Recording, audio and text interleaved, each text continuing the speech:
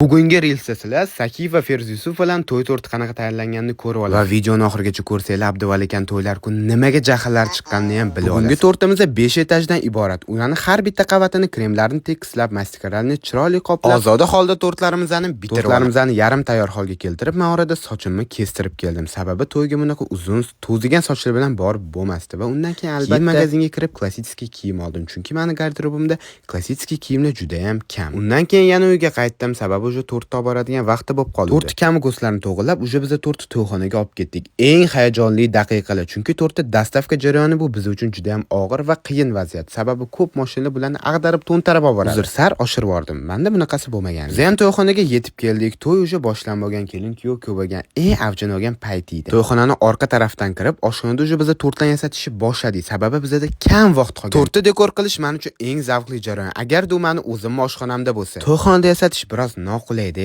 Oldinglardan ko'p odam o'tadi. Tortimizni pashti dekor qilib bo'ldik. Bu orada boshlovchi bizdan shartta tortimizni e'lon qildi. Biz hali to'liq yasat bo'lmagandi. O'sha paytda rosa shoshilib qoldik. Aytgancha, tort ideyasi bu o'zimizniki. Abduvali aka zakaz qilganlari bilan tort tanlamadilar. O'zingizga ishonaman dedi. Tortni dekor qilib bo'ldik. Mana tayyorini ko'rsanglar bo'ladi. Tort ham o'sha katta zalga chiqdi. Yana bitta hayajonli daqiqalar, chunki ko'p videolarda ko'rgan bo'lsanglar, ofitsiantlar tortni ag'darib oladi. Yana shunaqa ish bo'lishiga sal qoldi. Sakif akamizani nimaga jahllari chiqqanini hozir bilasizlar. Tort chiqib bo'ldi, lekin to'yxona xodimlari na tarelka, na vilka, na pichoq ko'p kutib qolishganga jahllari chiqib ketdi. 4 soat biz 5 dan dekor qilishni boshlaganmiz. Tort 10 da kesildi. Shunda ham tortimiz tiq etib erimagan. Shu sababli ham tortimiz kesilmadi. Tortni kesish olmagandan sal qo'rqib ketdim. Keyin vaziyatni o'zim qo'limga olib tez kirishib, lekin shuncha odam qarab turganiga ishoninglar, juda ham hayajonlandim. Tortni kesib berdim, lekin baribir tortni o'zidan vilka qoshuvda yedirishdi. Tort hammaga yoqdi. Tortlarimiz erimasdan uzoq vaqt turib berishiga yana ishonch hosil qildi. Va bu zavqli jarayonni tomosha qilib, hammani xursandligini ko'rib, to'yi tugatib, men ham qaytib keldim. To'y ham va video ham